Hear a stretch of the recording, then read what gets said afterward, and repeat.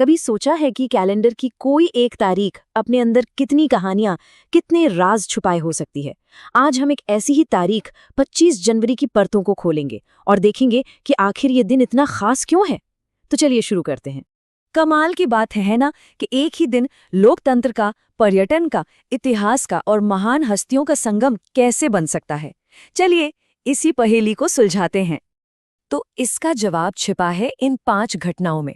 भले ही ये सब अलग अलग लगे, पर सबकी सब इसी एक दिन 25 जनवरी पर आकर मिल जाती हैं। यही वो 5 स्तंभ हैं जो इस तारीख की असली कहानी बताते हैं।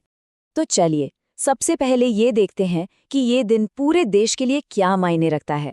और मजे की बात यह है कि इसे मनाने के 2 बिल्कुल अलग अलग तरीके हैं, जो सुनने में तो अलग लगते हैं पर असल में एक दूसरे के बिना अधूरे हैं। यही बात तो इसे इतना खास बनाती है। एक तरफ हम अपने लोकतंत्र की नींव यानी वोट की ताकत का जश्न मनाते हैं।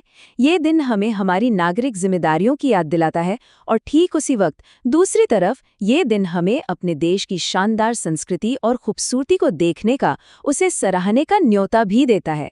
तो एक ही दिन में 2 संदेश छिपे हैं, एक जिम्मेदार नागरिक बनने का और एक उत्सुक यात्री बनने का। अब सवाल ये है कि राष्ट्रीय मतदाता दिवस इसी दिन क्यों? क्योंकि इसी दिन भारत के चुनाव आयोग की नींव रखी गई थी। ये वो संस्था है जो पक्का करती है कि हमारे लोकतंत्र की गाड़ी सही रास्ते पर चलती रहे। तो ये दिन सिर्फ वोट डालने का नहीं, बल्कि उस पूरी व्यवस्था को सलाम करने का है जो हर एक वोट को कीमती बनाती है। लेकिन 25 जनवरी की कहानी सिर्फ हर साल होने वाले जश्न तक ही सीमित नहीं है। अब जरा वक्त में पीछे चलते हैं और देखते हैं कि इतिहास की किताबों में ये तारीख कैसे दर्ज है।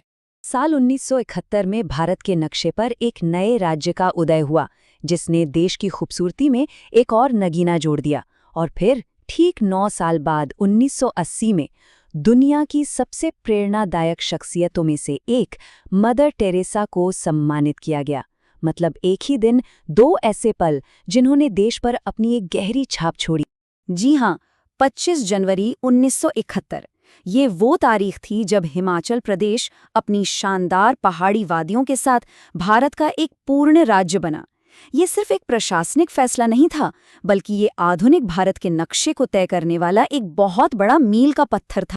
अब इतिहास से निकलकर बात करते हैं उन लोगों की, उन खास शख्सियतों की जिनकी विरासत हमेशा के लिए 25 जनवरी से जुड़ गई, चाहे उनके जन्म के जरिए या फिर उनके सम्मान के जरिए। इसी दिन 1980 में दुनिया की सबसे बड़ी समाज सेविकाओं में से एक मदर टेरेसा को भारत के सबसे बड़े नागरिक सम्मान भारत रत्न से सम्मानित किया गया। ये उनकी निस्वार्थ सेवा और समर्पण के लिए पूरे देश का सबसे बड़ा सलाम था। और इसी दिन साहित्य की दुनिया ने भी एक सितारा पाया। 1930 में आज ही के दिन जन्मे थे राजेंद्र अवस्थी। वो एक कमाल के लेखक और संपादक थे जिन्होंने कादम्बिनी जैसी पत्रिका के जरिए हिंदी साहित्य पर अपनी एक बहुत गहरी छाप छोड़ी। तो हमने इस दिलचस्प पहेली के सारे टुकड़े देख लिए हैं। अब चलिए इन सभी को एक साथ जोड़कर देखते हैं कि 25 जनवरी की पूरी तस्वीर असल में क्या कहती है और कैसे ये हमारी राष्ट्रीय पहचान को दिखाती है।